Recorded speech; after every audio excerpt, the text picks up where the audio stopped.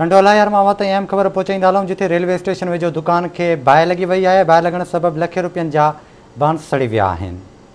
अवांखे update कंदा हलूं। Breaking news आहे त टंडोलायर में रेलवे स्टेशन वेझो दुकान के बाहि लगी वही है। बाहि लगण सबब लखे रुपयनि जा बांस सड़ी विया आहिनि।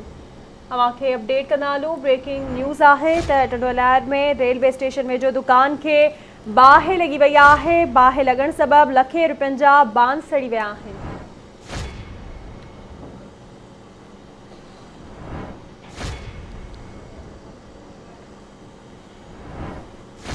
तफ़सील मालूम कंदासीं टंडोला यार मां गुलाम रसूल नोडियो खान जी। गुलाम रसूल, छा तफ़सील आहिनि?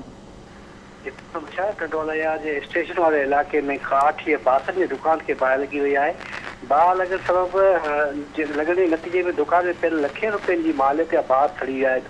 म्यूनिसिपल कमेटी जी फायर ब्रिगेड ख़राब हुअण बर वक़्त न पहुचण करे जो दुकान में पियल समूरो जो बांस सड़ी रख थी विया आहिनि।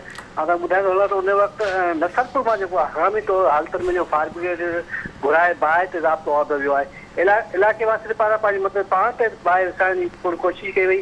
म्यूनिसिपल कमेटी जे फायर ब्रिगेड ऑफिस जेको आहे बीठल आहे जिते त एमएससी बुनियादनि ते जेको आहे नसरपुर फायर ब्रिगेड घुराए बाहि ते ज़ाब्तो औहिदो वियो आहे। जी ठीकु आहे, वॾी महिरबानी अवां जी आगाह करण लाइ।